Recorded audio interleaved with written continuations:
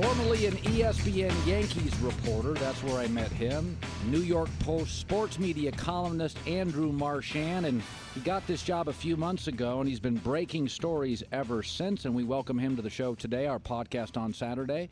So, Andrew, it's funny. I don't know you as a media reporter. I saw you as a basic reporter, but media is expanding so rapidly. Used to be there was one sports cable network. Now there's 32 or 33. What attracted you to the job? Yeah, I covered it before I went to ESPN. They actually kind of recruited me out of the Post originally. And you might not remember, I used to do a thing called 5 Questions, Colin. I actually did one with you. And I think the first question I had, because at that point you weren't the big star that you are now, I just asked, who the heck are you when you first got that ESPN radio job? So I had done it previously. So it sort of was my passion.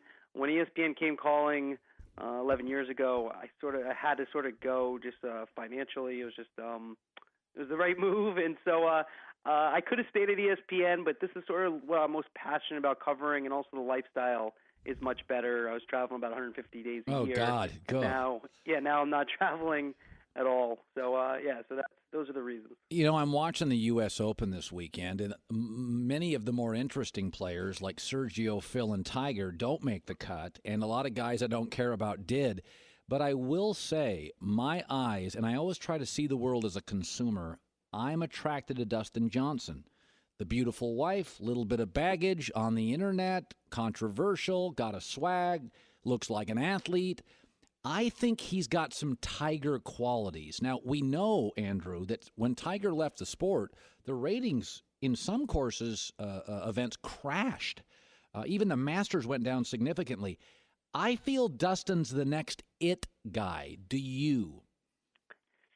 I mean, I can't give him that Tiger label to that extreme. I think, Tiger is in that rare class of athlete with LeBron and Jordan. Baseball doesn't really have, maybe Jeter back in the day, but he wasn't the player that those guys were in their prime.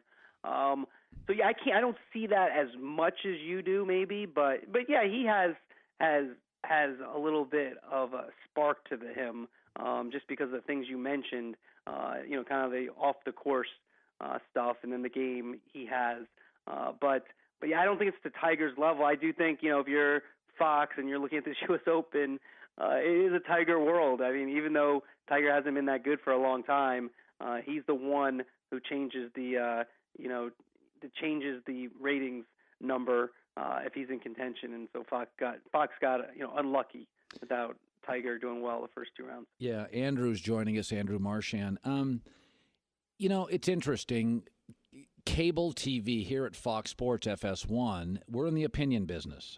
The way I label it is ESPN has a lot of passers, a lot of Sports Center anchors. We got a lot of shooters, scorers. Chris Carter, Big Opinion, Nick Wright, me, Skip, Shannon, Whitlock. We're in the scorers business. We want to be like Fox News. We have opinionists. And in the cable wars, that's what we believe to be true, because people can get their highlights virtually anywhere on their phone immediately. Now, a lot of it will be called hot take, but I'm able to monitor my ratings minute to minute, day to day. And what I'm finding fascinating is we've become a world of 2 topics, the NFL and LeBron. And it has maybe regionally and locally you can talk baseball, certainly in New York or Boston. But on a cable world, on a syndicated world, the NBA has overwhelmed baseball. Just you can't talk regular season baseball. Do you think baseball gets that? I think they do, but I think where baseball kind of gets a raw deal in terms of how it does nationally is that it's a regional sport. And so, that might sound paradoxical, what I just said, but if you look at, for example, how much the regional sports networks are worth, that is largely due to baseball and the tonnage that they have. And if you look at the rights fees for baseball, they're off the charts. Now, for a national show like yours, yes, I agree that there's not the buzz, but I also think, people make a big deal about the World Series ratings and they'll compare it to a playoff game in the NFL. Yeah, that's true, because it's a regional sport. People care about their team, and those cities are very are into it. The one exception. I might add to your rotation. I do think the Yankees, Yes. when the way they are right now and where they're probably going as a franchise, I do think they are a change agent. The only thing is with one of the players that they have now, although they're great and young and they're everything you'd want for if you're the Yankees, they're not necessarily great talk radio fodder because they're not that controversial, at least yet, or interesting off the field. Yeah, it's when I was in Connecticut. I cared more about baseball because I felt like I lived in a culture, kind of a tunnel of baseball. Where on the West Coast, I don't feel that. I feel the NBA and the NFL kind of control this region and some college sports. When you talk about New York kind of driving, I mean, WFAN was the first sports radio station of note in America. Recently, Mike Francesa unretires. Immediately, his numbers come back. What has it been like to report that story? He is so polarizing. There's a Trumpian quality to him. Are you considered pro Mike, anti Mike? Because the audience picks sides with Mike. What are you considered? Yeah, I mean, I consider myself fair. I mean, personally, I had one of the first stories. I just called him up, and I had some information about him, hooking up with CAA and the fact that he really had no idea what he was going to do. And I got his phone number. I called him up, and he said, and this is my best Francesa impersonation. He said, "You need to write Andrew Marchand has no idea what I'm doing." So I wrote that, and so I had that story. Then I wrote another story. And then the last story, when I called him, I said, "Mike, I was told you're trying to get back into New York radio and FANs and play." And this is one of the only times I heard Mike. He paused for a second. He said, "I'm not going to talk about any specific stations." And then it went from there. So to answer your question, I think his most diehard fans would say I'm negative towards Mike. I would say I just report as accurately as possible, and the presentation of Mike's, kind of, you said Trumpian qualities, the fact that he says one thing and then another thing, which you see on the air. When you're reporting on it, that's how you have to report on it. And in terms of what type of guy he is, I'm just reporting on his actions, so people can judge it, that way. But so to answer your question, though, I guess I'd be probably considered anti-Trump. I mean, anti-Trump, well, probably that too, but anti-Francesa, if I were to be categorized by his fans. What I do find interesting, I don't pay that close attention, but it's radio and I'm in the business. I'm shocked by the level of which Michael Kay's show discusses Mike. I think it's an error. We don't discuss other shows; they don't exist. That doesn't mean I can't say something briefly, but we just don't believe that's the way to build the business. I don't think Coke should talk about Pepsi and Starbucks should talk about Pete's. Are you surprised the level of which Francesa, Michael Kay discuss each other on the air? In some degree. Well, my thing would be this. I think you're either in or you're out. You can't be half pregnant. So, you mentioned the ESPN. When I left, I originally went to ESPN Radio. That's when I left the Post originally. And so I think either if you're Michael Kay and you're ESPN in New York, you either go all in on Francesa, have impersonators, and really go 100% after him, or you don't do it at all. So, and I feel like they kind of talk about it a little bit. Don LaGreca this week had the big rant, about the ratings, against Francesa. And yeah, I kind of think that's a mistake. Especially when he came back, they had, Chris Russo, his former partner, on. I don't know if I'd want to give him that much publicity and tell the audience that, look, this guy you might want to listen to is on this other station again, because the audience might not be paying attention as much, and why help them out. So I agree with you in that context. The thing about it is ESPN looks at ESPN Radio in New York, their local station, 98.7, as if it's ESPN, and in that fight, they're Pepsi, WFAN is Coke, and I could go over, and I know you know them very well, but there's a lot of advantages that FAN has over the local ESPN station in New York. And so, yes, to answer your question, but to me, either you go all in or you don't do it at all. If I had to do crystal ball, I think Andrew Marchand joining us, New York sports media columnist, and by the way, his Twitter account, @Andrew Marchand, I follow him. You should too. I think I follow you. I know I read you. You're all over my Twitter feed. I think every sport has a hole. Baseball's analytics, there's fewer base runners, there's less action. NBA is 6 teams are tanking, 1 team is dominating. NFL, concussion issue, some moms don't want their kids to play. Soccer, it's more international. It's not part of our culture as much. This World Cup is great, but United States is not in it. We have a cyclical nature to sports, and that's just, I think it's kind of a cool thing, Andrew. Horse racing, tennis, and boxing were bigger 50 years ago, so was college football. If I had to say to you 20 years from now, where is the NFL? Where is the NBA? Where is baseball? Where is soccer? What would be your guess? I think soccer's growing, and MLS, if I were to buy stock in a sport, I think obviously you'd be able to buy it at a lower price. I think soccer in America, I hate this conversation. Someone who really likes soccer a lot, it might be my favorite sport. People say, when is soccer going to be big? I couldn't care less, if you or somebody else likes it. Yeah. But I do think soccer is coming. Football will still be very big. I think the sport's going to change a lot, though, over the next 20 years. It's inevitable. But people are still going to play. I covered high school football down in Texas. You're telling me people in Texas are not going to be playing high school football? I don't think so. Maybe, we're used to live in Connecticut, suburbia. They're not going to play as much perhaps, but you're telling me in Texas and the South and where, football's king, I still think it has a long shelf life. Baseball, it always, I keep hearing how baseball has so many problems, except it's like it's a $9 billion, $10 billion business or whatever it is, crazy, number with a B, business. And so, yes, it has some issues, but still, if you look at the attendance that baseball gets, it's unbelievable. And then basketball, yeah, I think it's going to continue to grow, and do well. I just think it's, the big thing about soccer and basketball, is that they're such an accessible sports. Very easy to play. Yes, a ball, basically. Yes, they're economically accessible, and it should be noted they're both star-driven, and our culture has become increasingly star-driven. And soccer, it's about Neymar. It's about Messi, and the NBA is about LeBron and KD. I actually think, I'm a big believer the NBA and soccer in 20 years will be significantly more popular. Football will be popular, not as popular. And by the way, I love soccer too. Andrew Marchand joining us. By the way, speaking of that, it's a good point. You say baseball, everybody criticizes baseball, but it's still a $9 billion sport. Everybody's banging on ESPN. They still make $8 billion a year. Now, they do have some real challenges. Their 6A to 6B shows right now have been eroding for several years. Get Up has not been kind to them.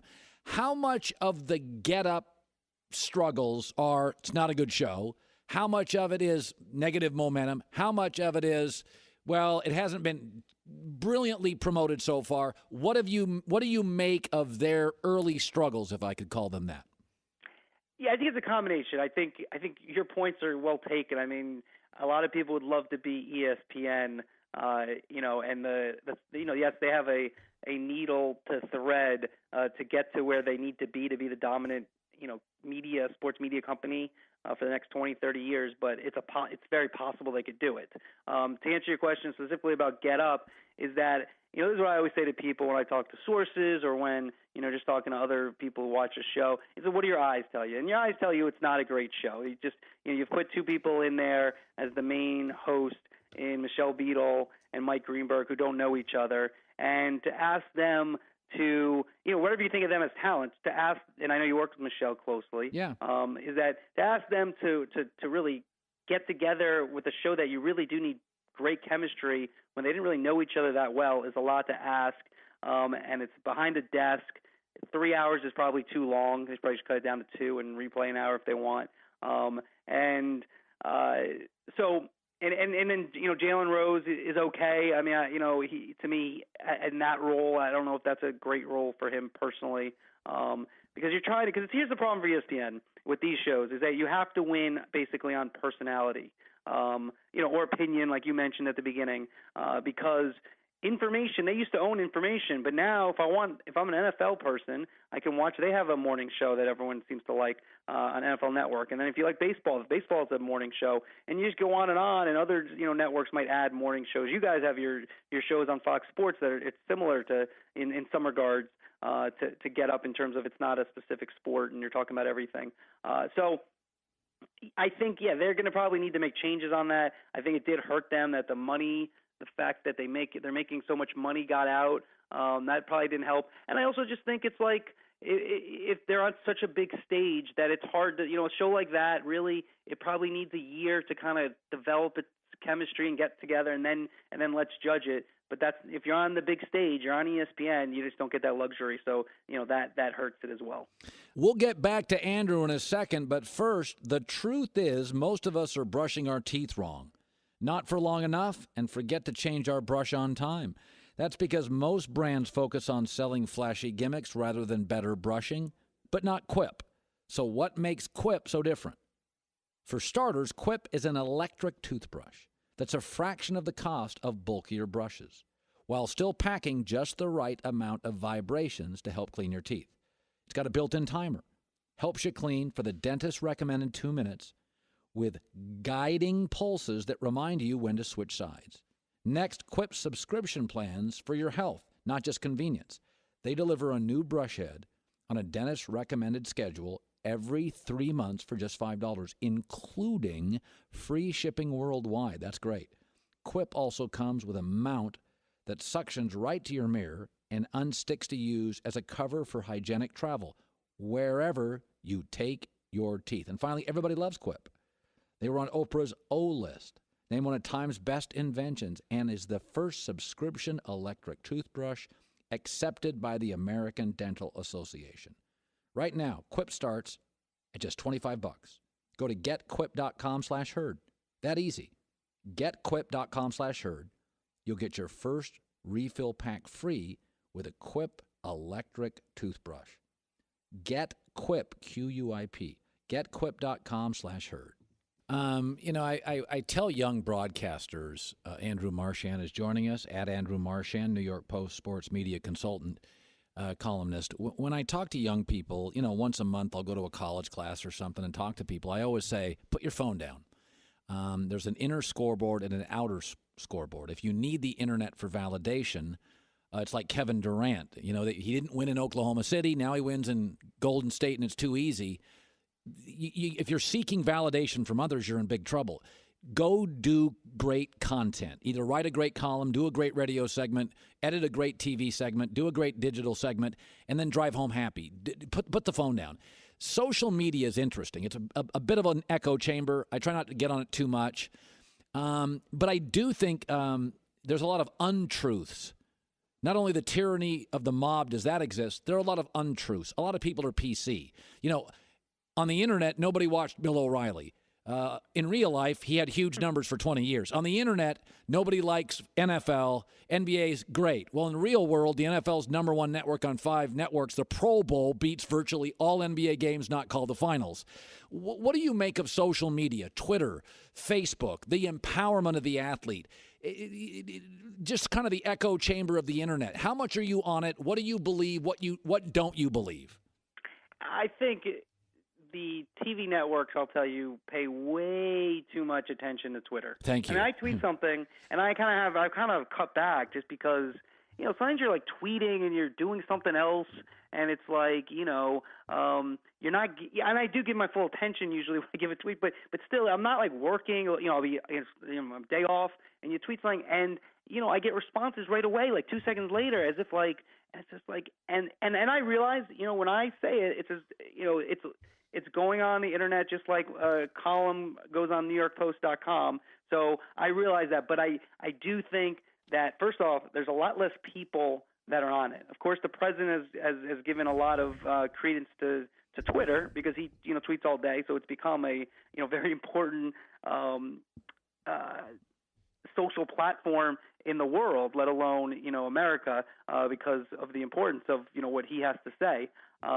So that's number one. But the people who are actually on it, like our people, are, in my opinion, the media is the only one who don't really have real jobs. So they're like my friends who have real jobs are not on Twitter all day. I know. They might check it out. They're not refreshing all day. They got a job. I'm not saying they don't look at it. And then So you have those people. Then you have the PR people. They're all looking at it. And so these are the people looking at it. And then you do have your diehards, don't get me wrong, who are on Twitter all day. And you probably, if you look at your mentions, you see the same people over and over again who must just be on Twitter all day. And, you appreciate them. But then you start looking at, like I had a tweet the other day about A-Rod. He claimed that he took the subway in 05 and 06, and perhaps he did. But I just wrote that considering at that point he was having clubhouse attendants put the toothpaste on his toothbrush, I tend to doubt that he actually took the subway, at least without, and he didn't call up paparazzi to get a picture of him to get in all the papers. I tend to doubt it. So, but the bottom line is that tweet got 2,000 retweets, which is for me pretty good or whatever. But then you think about it, that's really not a lot of people. Again, that I don't want to sound like obnoxious to people listening, but if you consider a really good column, gets 6 figures in terms of page views, or a good news story, really a news story, not the columns, but the news stories get 6 figures. It's really not that many people. So to answer your question, yeah, I think it's way overblown in terms of how much people pay attention to it and how much validation they want from it. That said, if you're someone in the media listening to it, I do think there is some importance when you go for another job. If you're Colin Cowherd and you're a big-time radio host, they might look at, if you left Fox Sports and maybe, I don't know where you'd go, but let's just say you're leaving, someone might look at your Twitter feed. Or if you're, a younger person who's, getting into the business and you're trying to go from one place to another, I do think they're going to look at your Twitter followers. I think they're wrong to, most likely, but I do think that is something that people do. And also, last thing I will say is like the click-through rate on a column. Like I try not to give away, like if I were running any of these places, and then ESPN kind of had this policy, but some people got to break it. If you don't tweet out news, you put it on a platform, then tweet it. I don't care if the other person or your rival is getting it 2 seconds before. Twitter doesn't pay you, but I don't run everything, so I sometimes will tweet out stuff because that's not the policy at my place. Yeah, but by the way, 6 months ago, a person name was up for a job at Fox, and I went to my bosses and said, "Stay away," because I went to Twitter, watched some of the responses. And I said to my bosses, be very careful. Not a lot of the responses the person made. They didn't have emotional discipline. I'm like, this person's really needy and really insecure, and run for your life. If they can't control themselves on a public platform, what are they going to be like in private at work in the workroom? And so to your point, not that I have a lot of pull here, but I went to my bosses in the last 6 months and said, be careful, not all buttoned up. I think you can get hurt far more in Twitter than you can win. You can get no doubt about it. You can get fired. You're not going to make $1. You can get a loaded gun, put it down. You pull the trigger too many times, you push send too many times, you get in trouble. Andrew Marchand joining us. By the way, the World Cup, I'll watch a ton of it. I love it. Now, this time, because of where it is in Russia, the time's screwed up. It's like the British Open. It's on too damn early. So going into this World Cup, obviously if it was in America, it would arguably get double the ratings it will get now. But I don't look at the ratings for success. I've watched it so far and have enjoyed the heck out of it. How do you view an event like the World Cup, knowing because of the country it's in and the time, it won't equal last time's ratings? Obviously. We know how the Olympics work that way. Will you judge it on that, or do you judge it on cosmetically, telegenically, broadcasting-wise, quality-wise? Because my gut feeling is with the World Cup, the numbers won't look great. Yeah, I don't do a lot about – I'll write about the ratings sometimes. I think people are, in general I'm not that interested in, like, the numbers because I think you make good points. It's all subjective. And also people keep writing about how, like, most of these numbers are going down. They're going to go down. It's a different world. These ratings in general are all going down, and maybe at some point they'll plateau somewhat, and maybe at some point they'll have actual measurements where you have the streaming, measured. I'm not a Nielsen house, but I'm in my house and I could turn on the TV, but I'm streaming the soccer games. So it's a different world. I don't do, like, I'll do some ratings, but I'm just not like, some people who cover this are tweeting out, I'm interested in this. I'm not interested really in any ratings. As I know, that the ratings are going to go down most likely because of you're right. It's in Russia. The times aren't as good. It's on, with all due respect to your employer, it's on Fox instead of ESPN. Now it's on Big Fox a lot, so that could help it. But it's on ESPN did a good job of it, and people look to that, and they're getting used to this now being new on Fox.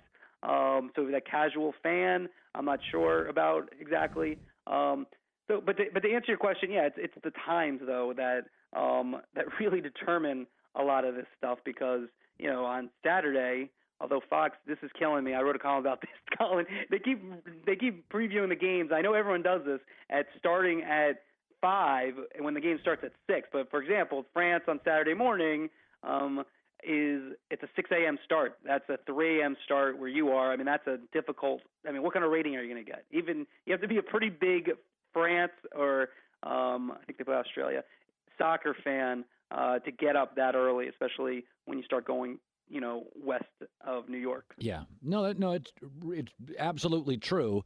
That's why the 2026 bid here in Canada, Mexico, and the United States is a win for Fox, because obviously, more than anything, we'll be in it, host country, and the times will fit our daily lives. Andrew Marchand, formerly ESPN, now New York Post sports media columnist at Andrew Marchand. Absolute pleasure. Thank you for coming on the podcast. I really appreciate it. Yeah, this was better than spanning the globe. You'd have me on for like 2.5 minutes. I try to, I can only hit when you do spanning the globe, and you're like me, you can only hit like a double. Hopefully, this was, maybe got another base or two. Thanks, buddy.